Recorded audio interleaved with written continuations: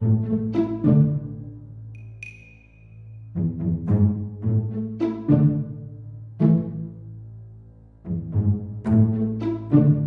there, my name is Juliet and I welcome you to my channel, Intuitive Juliet. I am here to help you rediscover your intuition, which hides in all of you and you just have to realize it again. So today is a very exciting topic because I want to talk to you today about why your unwanted reality is still here. Why is the 3D still showing you things that you do not want? Why is it perpetuating itself? Why won't it just go away? Here's my experience with it and how I changed it and how you can too.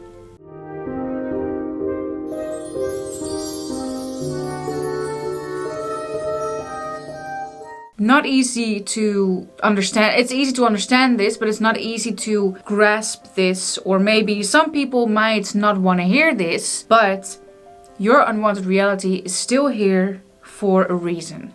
Let that sink in, let the resistance come up, let it do what it does best, and that is conform to your beliefs. But Juliet, I don't want it. I am clearly stating I do not want this reality, and I'm still getting this reality.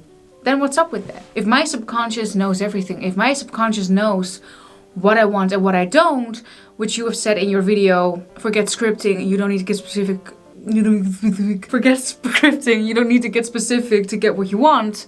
You said in that video that we do not need to get specific, that my inner being knows everything. I do not need the script, I do not need to write it down, I do not need the verb, my inner being knows it. What's up with that? Very simple. I'm not gonna make this too difficult, but it's very simple. Whatever you give energy, it either being positive or negative energy, gets created, no matter what. Why I made that video is to explain to you why or how manifesting happens. What is actually happening behind the scenes when someone scripts or affirms or visualizes. What is happening? What is always happening? You are emanating a vibration. You're always doing that. That's what's happening.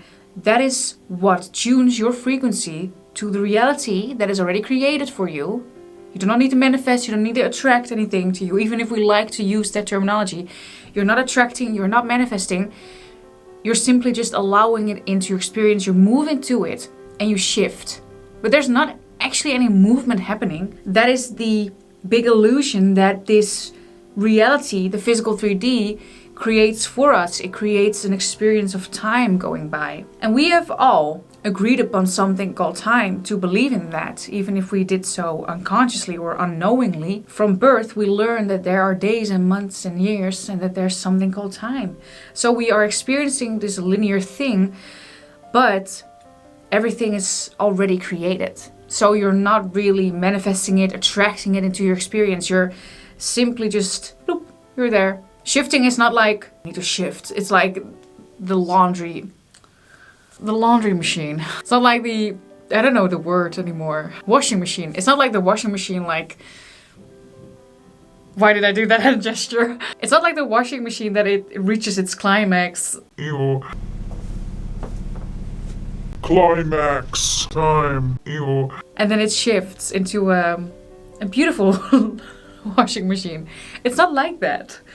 It's like in the linear 3D, we see a situation changing that is based upon our beliefs. That is the path of least resistance. That is the bridge of events that will take us to where we want to be, right? That's how we experience, oh, when I maybe go to singing class every single day, I'm going to improve. But the version of you who can sing beautifully or like you want, how you want to, already exists. So you could actually, if your belief systems allow it, you could skip all of those, have some boom, boom, boom, your path of least resistance, create some magic, and it happens, and you're shifted.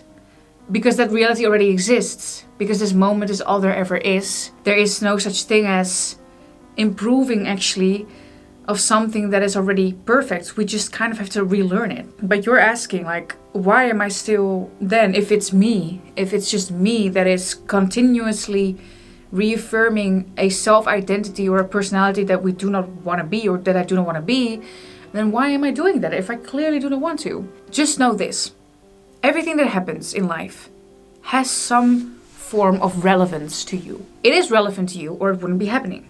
And it could be as simple as, well, you still believe that this is who you are. So the message of this video is to figure out why.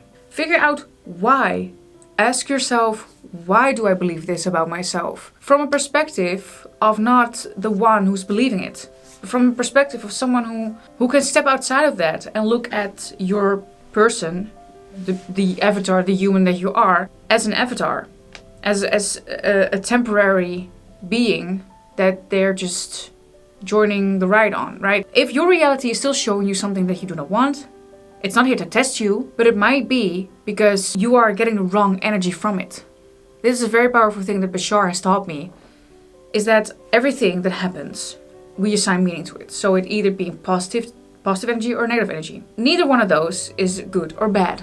They're just different. But when we focus on our reality, and we say that we do not want it, we devalue it, and we push against it, that means that we are extracting only the negative energy from it. If you were to approach it differently, and I'm asking you here to actually change your attitude and to make an effort in that, to not wake up and begin the day with, oh, it's gonna be another day, or when something bad happens and it triggers you, oh, this is gonna be a day like that. I hear a lot of people say this, right? Oh, it's gonna be another day like this. Well, you're setting the day up for that. The things can keep on happening. They can trigger you, but you can react differently actually. That is you. You are creating it. It's not what happens, but it's how you react to it that matters. So when you keep reacting to the same reality in a negative way, you bet your ass that you are going to extract everything that's negative from that. And I want to say a disclaimer right now. Because a lot of people are going to be like, oh, but what do I do then? Because I was learned to just affirm my way out of it and I've been doing that. It's not really been working, but sometimes it works. But you're saying that I now have to question everything and that I have to change my beliefs and it's going to be such an effort. No, again, I'm not asking you to do anything. I'm just saying that this is how it works. It doesn't matter if you affirm, it doesn't matter if you script, it doesn't matter if you visualize, doesn't matter if you say abracadabra every time you want something. But this is how it works. The reality that you have gets created because of your reactions to it. Those have belief systems under them, and those are your assumptions. That's the law of assumption. Your belief systems are just your assumptions. And if you want to change your reality, it might be a good way to ask, why do I believe this about myself? To not go on autopilot every single day and oh no, everything is happening again and it's the same. Maybe grow a little backbone here, have a little character and ask yourself, why? Do I want this? Is this for me? Do I actually want to keep recreating this? And when something happens, don't devalue it. Nothing has meaning. Everything is meaningless. And it's the meaning of life to give life meaning. There's nothing inherently evil or good just because we have been perceiving it as evil or good. Everything is meaningless. So if you do that, instead of going on autopilot every single day and just gonna let things happen to you, maybe your reality, because you can then extract the positive things out of it, you will have a very positive experience.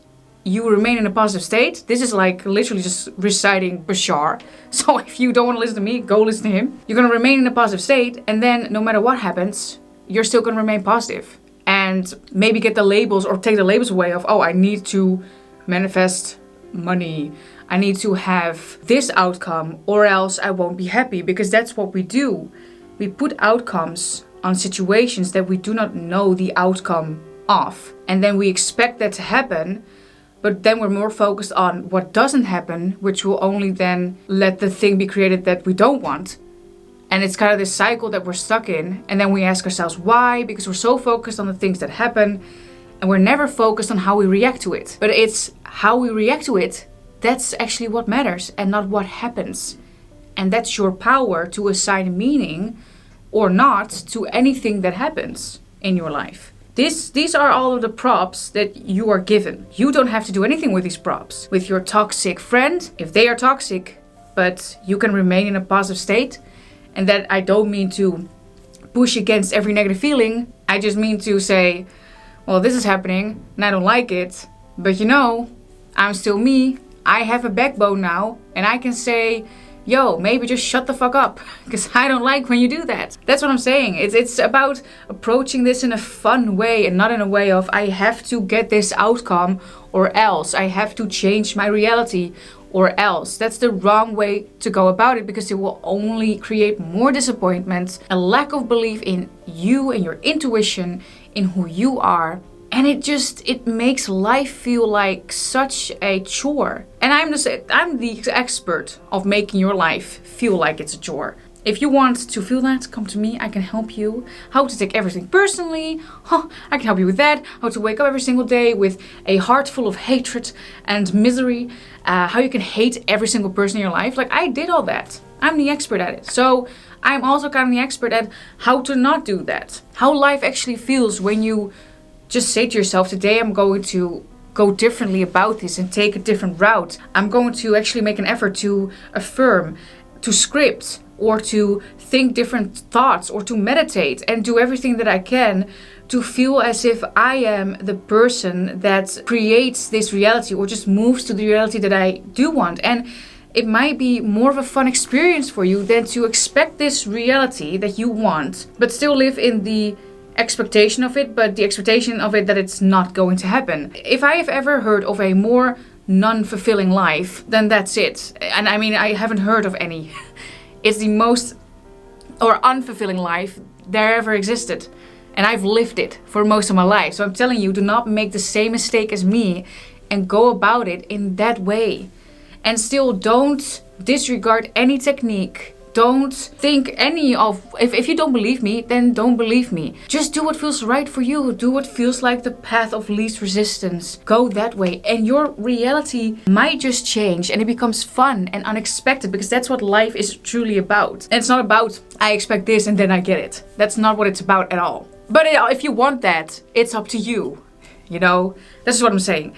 This is just how it works. Bashar gives so many great blueprints and mechanisms on how life works.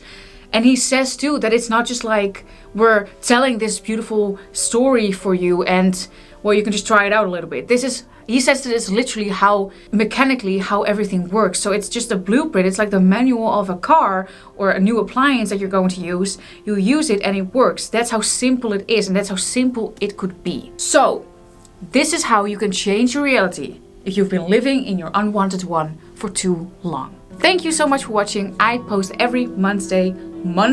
I just contaminated Monday and Wednesday. I post every Monday and Friday, and I'll see you in the next video. Goodbye.